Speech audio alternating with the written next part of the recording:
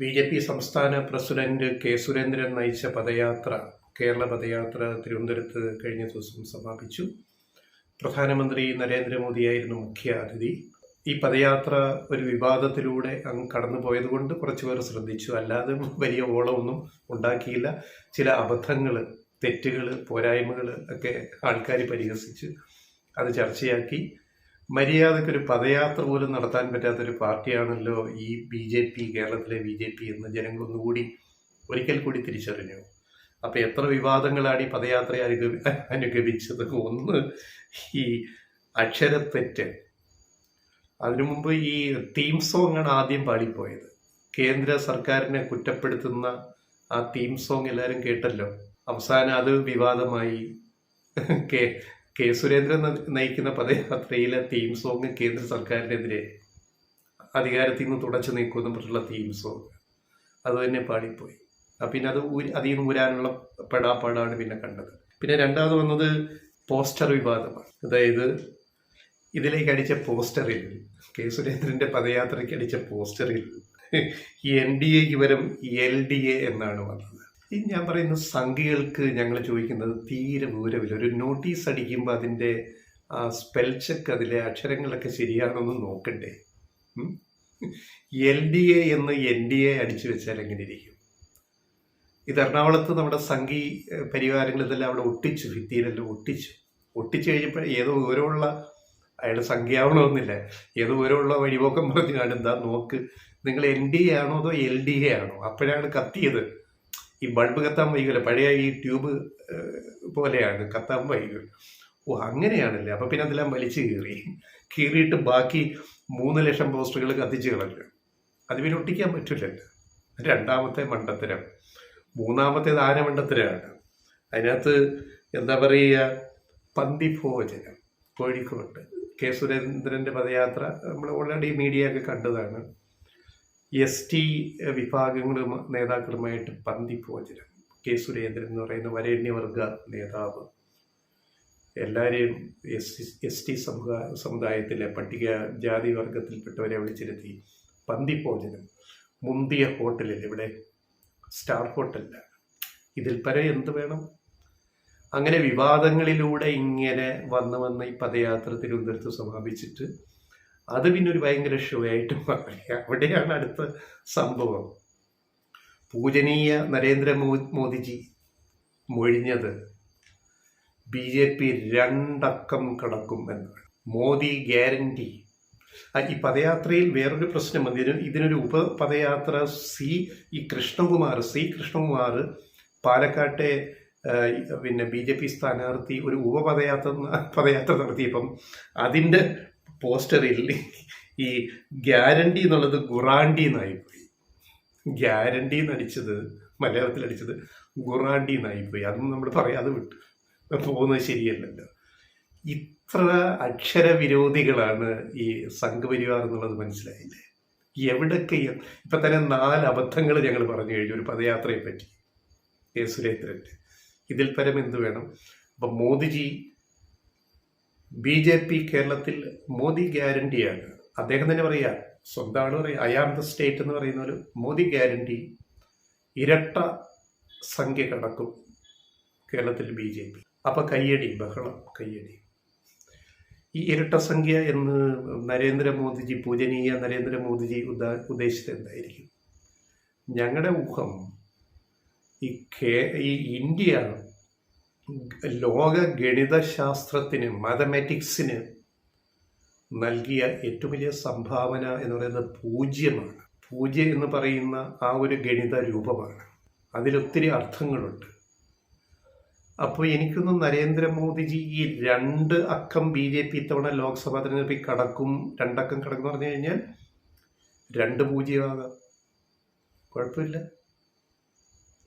അന്ന് അദ്ദേഹം ചിലപ്പോൾ പറയുമായിരിക്കും, പൂജ്യം ഭാരതം കണ്ടുപിടിച്ചതാണ്, നമ്മുടെ ഗണിതശാസ്ത്രജ്ഞർ കണ്ടുപിടിച്ചതാണ്, പൂജ്യം നമുക്ക് അവകാശപ്പെട്ടതാണ്. എന്താ തെറ്റ്? 2 പൂജ്യം പോരെ, അപ്പം 2 അക്കം ആയില്ലേ? പിന്നെ അഭിനവ കേശവൻ നായർ ബ്രാക്കറ്റിൽ PC ജോർജ് പ്രസംഗിച്ചപ്പോൾ പറഞ്ഞത്, ഈ ചടങ്ങിൽ 5 സീറ്റിൽ ഞങ്ങൾ ജയിച്ചിരിക്കും. പുള്ളി ഇപ്പം BJP-യിലാണല്ലോ, പുള്ളി സെക്കുലർ ജനപക്ഷമൊക്കെ വിട്ട് ലയിപ്പിച്ചല്ലോ. ഞങ്ങൾ 5, അതും 5-0 പൂജനീയ കേശവൻ നായരെന്ന് നമുക്ക് അപ്പം പറയാൻ പറ്റും. പിന്നീട് പിന്നെ ജാഥ നയിച്ച കെ സുരേന്ദ്രൻ്റെ അതിമോഹം ഇതൊന്നുമല്ല. കേരളം ഞങ്ങൾ തൂത്തുവാരി മോദിജിയുടെ കാൽക്കൽ സമർപ്പിക്കുമെന്നാണ് പറഞ്ഞിരിക്കുന്നത്. എന്താണ് കഥ? കേരളം തൂത്തുവാരി എന്ന് പറഞ്ഞു കഴിഞ്ഞാൽ 20 സീറ്റും നേടി എന്നാണല്ലോ അത് വ്യാഖ്യാനിക്കേണ്ടത്. തൂത്തുവാരി ഞങ്ങൾ മോദിജിയുടെ കാൽക്കൽ നമസ്കരിക്കും, അവിടെ സമർപ്പിക്കുമെന്നാണ് പറഞ്ഞിരിക്കുന്നത്. പോരെ, ഇതിൽ പരമൊരു നേട്ടം BJP കേരളത്തിൽ വേറെ എന്ത് കിട്ടാനാണ്? കഴിഞ്ഞ അസംബ്ലി തെരഞ്ഞെടുപ്പിൽ 2021 പൂജനീയ സുരേന്ദ്രൻ ജി പറഞ്ഞൊരു വാചകമുണ്ട്. അതെന്താന്ന് ഓർമ്മയുണ്ടോ? 35 ഞങ്ങൾ ജയിക്കും. ഏത് 140 സീറ്റിൽ 35 ഞങ്ങൾ ജയിക്കും.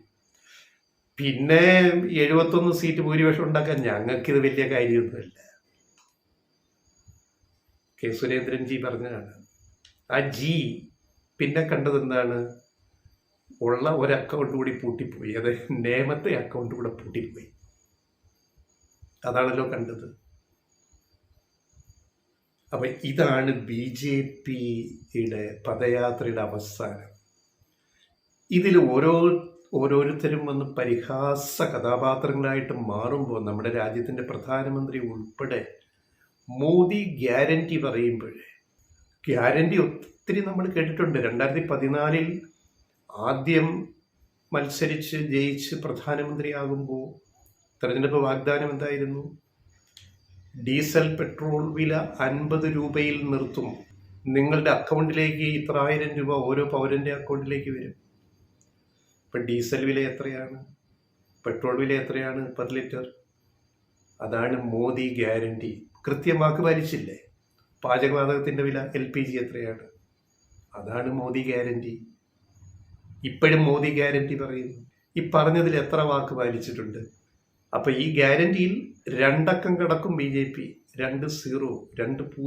കാരണം 0 ഭാരതീയർ കണ്ടുപിടിച്ചതാണ്, നമ്മുടെ ഗണിതശാസ്ത്രജ്ഞർ കണ്ടുപിടിച്ചതാണ്. ഭാരതീയ പാരമ്പര്യത്തെ പറ്റി പിന്നെ ഇത്രയും പറയുന്ന ഒരു പ്രസ്ഥാനമാണല്ലോ സംഘപരിവാർ പ്രസ്ഥാനം എന്ന് പറയുന്നത്, ഹിന്ദുത്വ പ്രസ്ഥാനം എന്ന് പറയുന്നത്. അപ്പം ഞങ്ങളുടെ 0 മഹനീയ 0ആണ്. അതിലെന്താ നിങ്ങൾക്ക് ഇത്ര പ്രശ്നം എന്താണ്? അപ്പൊ കേരളത്തിലെ 20 സീറ്റുകളിൽ ഇത്രയും പറഞ്ഞല്ല, BJP ശരിക്കും എത്ര സീറ്റ് ജയിക്കും? ഒരു സീറ്റിലെങ്കിലും ജയിക്കുമോ? ജനങ്ങൾ വിലയിരുത്തുക കാര്യങ്ങൾ എന്താണെന്ന് വെച്ചാൽ. നമുക്ക് ഗോതയിലേക്ക് ഇറങ്ങാം. ഇപ്പോഴും കേരളത്തിലെ 20 ലോക്സഭാ മണ്ഡലങ്ങളിലെ BJP സ്ഥാനാർത്ഥികളെ പ്രഖ്യാപിക്കാൻ കഴിയാത്ത അവസ്ഥയിൽ നിൽക്കുന്നൊരു പാർട്ടിയാണ് BJP. LDF സ്ഥാനാർത്ഥികളെല്ലാം പ്രഖ്യാപിച്ചു കഴിഞ്ഞു. കോൺഗ്രസിൻ്റെ കാര്യം കട്ടപ്പുകയാണ്. കോൺഗ്രസിന് പോലും ഇപ്പോഴും കൃത്യമായ തീരുമാനം എടുക്കാൻ പറ്റുന്നില്ല. ഒരു രാഷ്ട്രീയ പ്രസ്ഥാനത്തിന് വേണ്ടത് എന്താണ്? ആ കെട്ടുറപ്പുണ്ടല്ലോ, ആ ഒരു തീരുമാനം എടുക്കാനുള്ള ഒരു കഴിവുണ്ടല്ലോ. എന്താ തിരുവനന്തപുരത്ത് BJPയുടെ ഏറ്റവും A+ മണ്ഡലമായ തിരുവനന്തപുരത്ത് BJP സ്ഥാനാർത്ഥി ഇപ്പോഴും തീരുമാനിക്കാൻ പറ്റാത്ത എന്തുകൊണ്ടാണ്? ഈ A+ കാറ്റഗറി ആയിട്ട് പോലും എന്താ സ്ഥാനാർത്ഥി തീരുമാനിക്കാൻ പറ്റാത്തത്? എത്ര പേരുകൾ വന്നിരിക്കുന്നു. ഒരു example, 2 Kannur K Sudhakaran KPCC president മത്സരിക്കണോ വേണ്ടയോ ഇപ്പോഴും തീരുമാനങ്ങളില്ല. അപ്പൊ UDFന്റെയും കോൺഗ്രസിന്റെയും അതുപോലെ BJPയുടെയും അല്ലെ NDAയുടെയും പകുതി സീറ്റുകളിൽ പോലും സ്ഥാനാർത്ഥികളെ ഇതുവരെ തീരുമാനിക്കാൻ കഴിഞ്ഞിട്ടില്ല. അവിടെയാണ് LDF എത്രയോ മുഴം നീട്ടിയെറിഞ്ഞിട്ട് 20 സീറ്റുകളിലെ സ്ഥാനാർത്ഥികളെ പ്രഖ്യാപിച്ചു കഴിഞ്ഞു. എന്തേ കോൺഗ്രസിനും UDFനും പറ്റാത്തത്? എന്തേ BJPക്ക് പറ്റാത്തത്? അതിൻ്റെ ഉത്തരം പിടികിട്ടിയല്ലോ. ഈ പൂജനീയ പൂജ്യങ്ങളാണ് ഇതിൻ്റെ പ്രശ്നം. ഇത്രയേ ഉള്ളൂ.